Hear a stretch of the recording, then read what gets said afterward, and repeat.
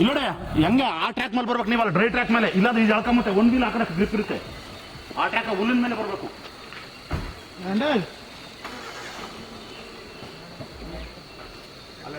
ಎಲ್ಲ ಹೋಗ್ಲಿ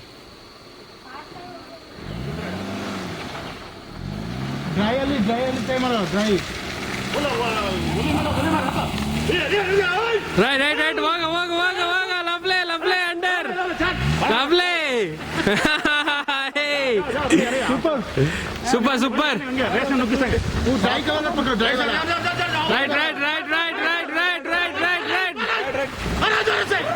ಆಸಮ್. ಬನ್ನಿ ಆಸಮ್.